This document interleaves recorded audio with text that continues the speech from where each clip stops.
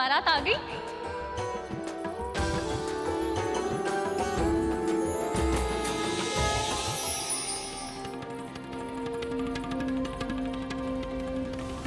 बारात आ गई। हे हरि, अंततः हमारा मिलन होने वाला है। ऐसा ना हो कि फिर कोई विघ्न हमारे मिलन को रोक दे। आपकी चिंता व्यर्थ है देवी। अब संसार का कोई भी विघ्न लक्ष्मी को नारायण से अलग नहीं कर सकता।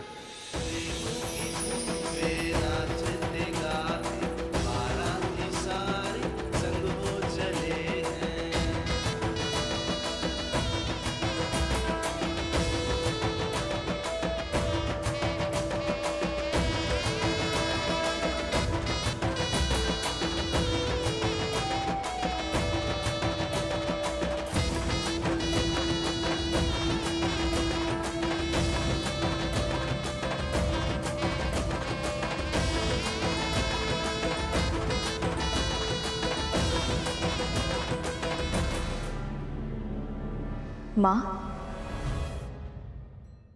आप नहीं चलेंगे? अपनी बारात को देखने की इच्छा किस वधू की नहीं होती विंता,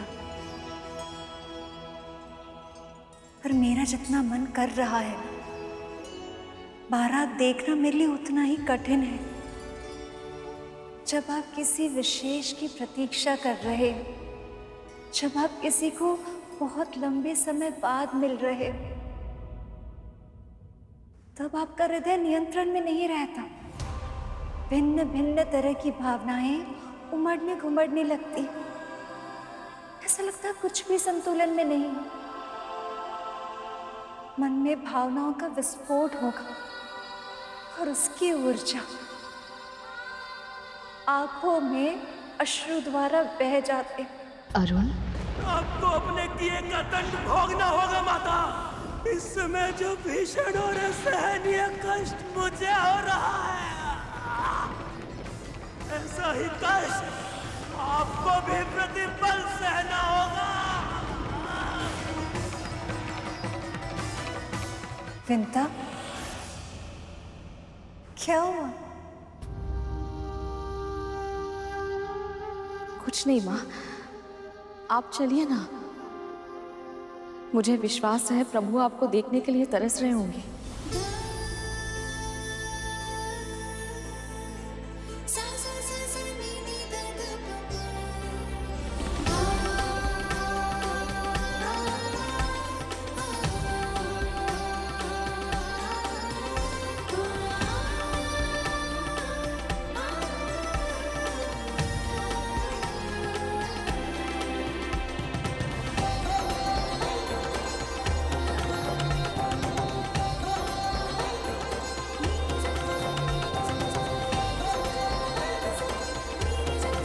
जिस क्षण के लिए मेरा मन इतना आतुर था, वो क्षण आ ही रहा है।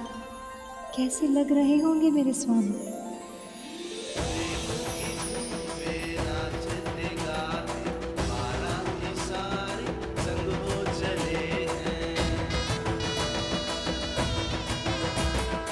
विष्णु की आंखें लक्ष्मी को खोज रही हैं।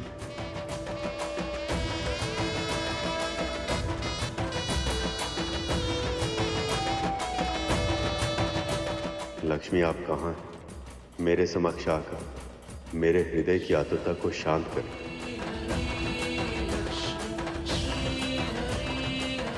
मुझे भी आतुरता है स्वामी, आपको देखने की।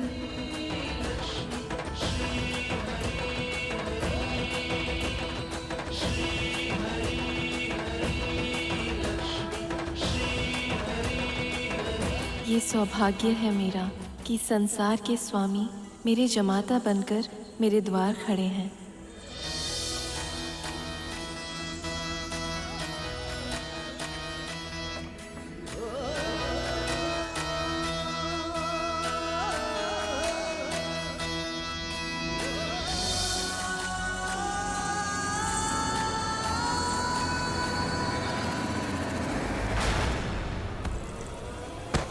माँ,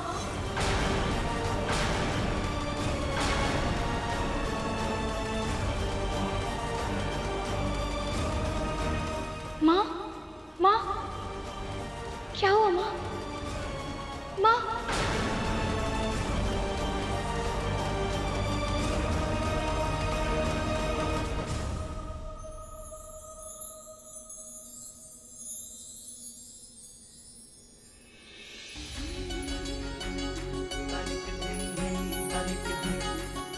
आइए सखा।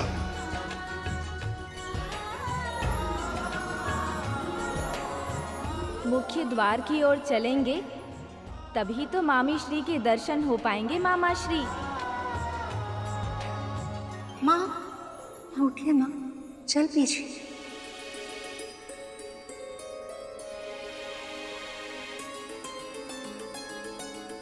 क्या हुआ?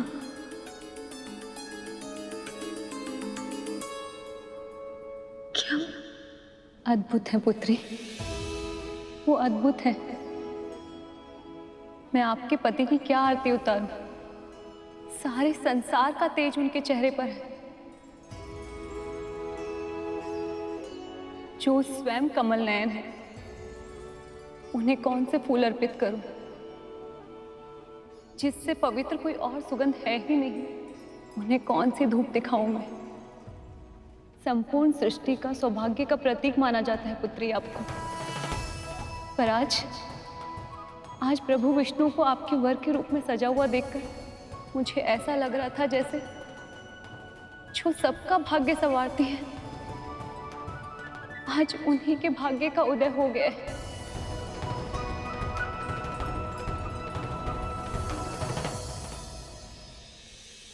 बस बस देवी, बस। अगर आपके जमाई इतने सुंदर हैं, तो मेरी सखी भी किसी से कम थोड़ी ही है। ये दोनों तो बने ही एक दूसरे के लिए। आप लोग यहाँ क्या कर रही हैं? द्वार पूजा नहीं करनी क्या? आइए सब लोग, आइए आइए।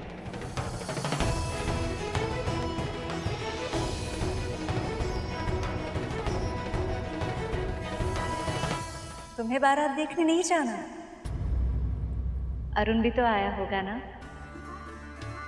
पर माँ, आपको अकेले छोड़कर कैसे जा सकती हूँ मैं? अकेले कहाँ? मैं हूं यहाँ पे। और वैसे भी तू सारे कार्य अकेले करेगी क्या?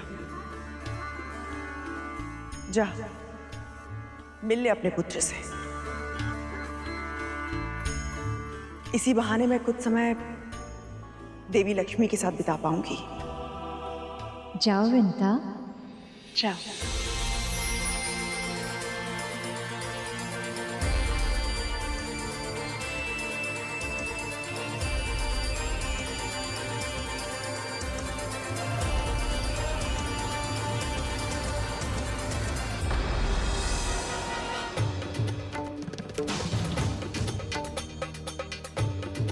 उत्साह की अधिकता में अपने कर्मों के फल भूल गए विंता।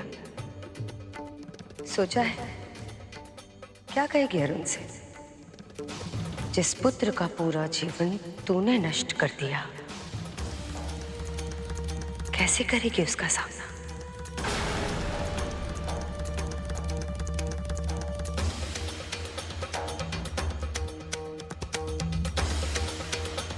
आपको अपने किए का दंड भोगना होगा माता। ऐसा ही कष्ट आपको भी प्रतिपल सहना होगा।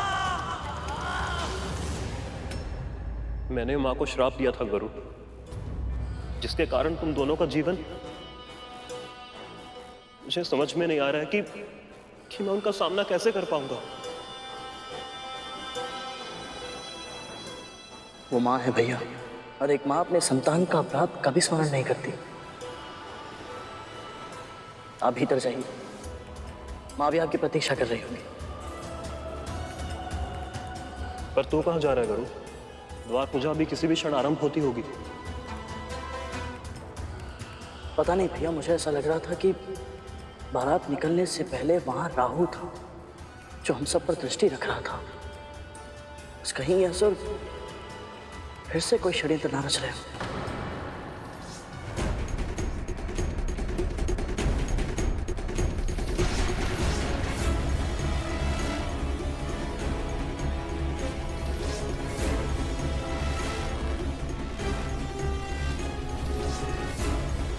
विष्णु के विवाह में सभी देवता व्यस्त होंगे, यही उचित अवसर है मंथन करके अमृत प्राप्त करके अमर होने का।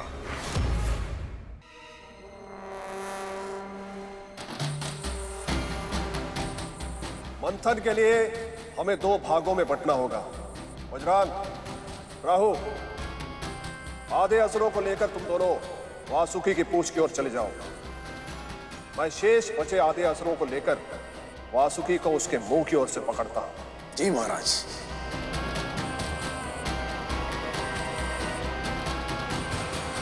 नारायण नारायण। प्रभु की इच्छा के बिना कुछ हो सकता है क्या गुरु? नहीं महिवर, परंतु क्या? वो चाहेंगे तो भी कुछ नहीं कर पाएंगे ऐसे, क्योंकि क्षीर सागर में कच्छप अवतार में प्रभु विष्णु स्वयं विराजमान है। इसलिए वहां की चिंता करने की आवश्यकता नहीं है तुम्हें। इस विवाह का साक्षी बनने का अवसर बड़े सौभाग्य से मिला है तुम्हें, इसलिए इसका आनंद लो। नारायण नारायण। हे प्रभु, सब कुशल हो, सब मंगल हो।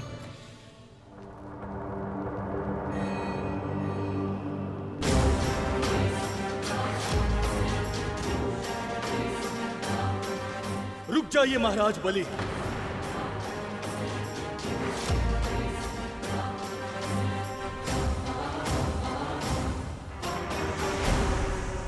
रुक जाइए, मुझे हाथ मत लगाइए। इतनी धृष्टता जो पूरे ब्रह्मांड पर शासन करता है, तुम दोनों उन्हें रोकने का प्रयत्न कर रहे हो। मैं आपका सम्मान करता हूं महाराज, ये छल मत कीजिए। यदि आपने देवताओं की अनुपस्थिति में मंथन किया तो आप संधि तोड़ देंगे। चल। जिन संधि के नियमों की आपको इतनी चिंता है, देवताओं ने कभी उसका सम्मान नहीं किया। वो सदैव हमारे साथ छल करते आए हैं और कभी किसी ने उन्हें नहीं रोका। सारे नियम हम असुरों पर ही क्यों थोपे जाते हैं? केवल इतना जानता हूं असुरराज कि प्रभु विष्णु की सहायता के बिना मंथन करना संभव नहीं है। इतनी शीघ्र भूल गए कि आप सब मिलकर भी ना मंदराचल को उठा पाए थे और ना ही मुझे हिला पाए थे। तो फिर आप सबको ऐसा क्यों लगता है कि आप प्रभु विष्णु की इच्छा के बिना मंथन पूरा कर पाएंगे? क्योंकि वासुकी, पहले हमारे गुरुदेव का आशीर्वाद हमारे साथ नहीं था। अब उनके आशीर्वाद की शक्ति भी हमारे साथ है और उनके ज्ञान का बल भी। अब हमें सफल होने से कोई नहीं रोक सकता।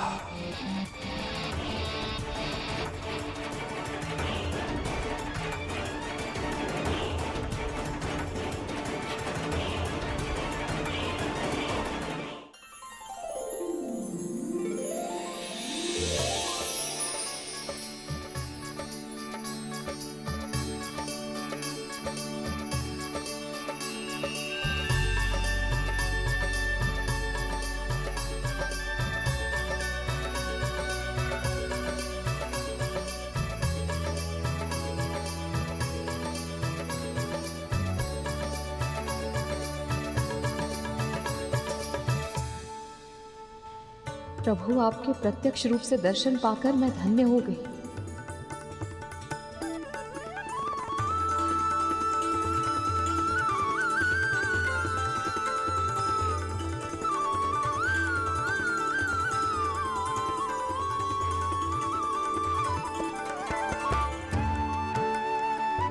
स्वागत स्वागत, आप सबका बहुत बहुत स्वागत है।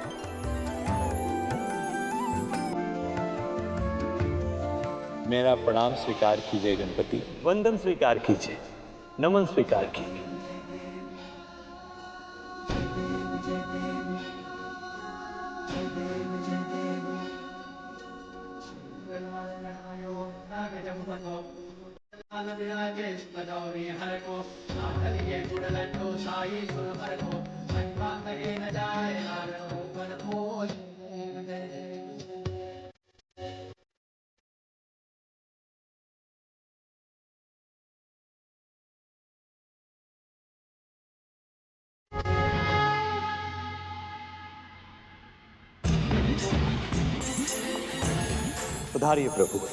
जब तक बारात में था तब तक अपने मामा श्री के पक्ष में था।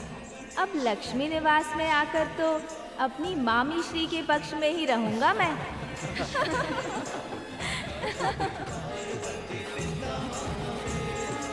नारायण, अपने जमाई का स्वागत सत्कार करना विवाह की सबसे महत्वपूर्ण रीति है। कृपया मुझे चरण धोने की आज्ञा दीजिए। उमंगों की घटा छाई, खुशियों की छटाई,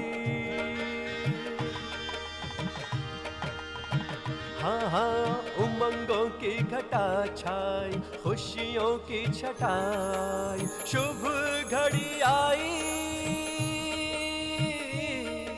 शुभ घड़ी आई, मंगल बेलाई, शुभ घड़ी आई, मंगल बेलाई, शुभ घड़ी आई, मंगल बेलाई। अद्भुत है ये संस्कार कि अपनी पुत्री के वर के सम्मान में उनके पैर धोए जाते हैं।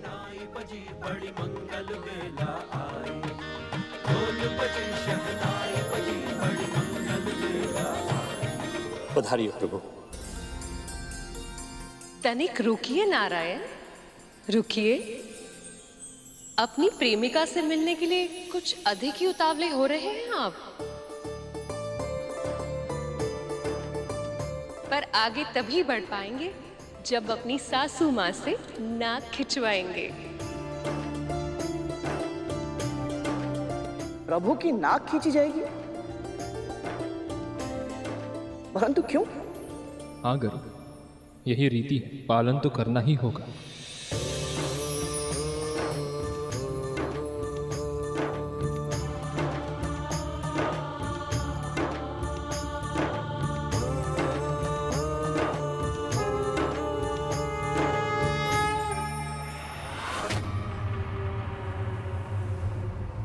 रुक जाइए महाराज बलि।